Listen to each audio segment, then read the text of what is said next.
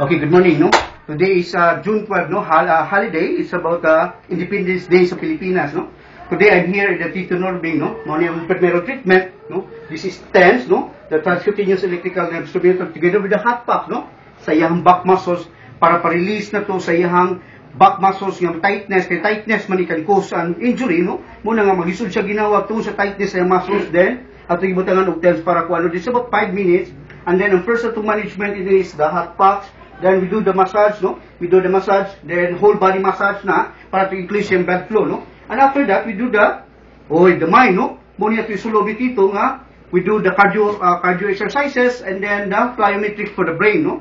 So karon man yung first management, okay? This is what Tito Norbert dito. Okay ra dito? Okay ra. Okay ra, good. Okay. So continue ta this management yun. Okay, pakita ninyo nga kung saan pag-manage na to ani, no? Okay.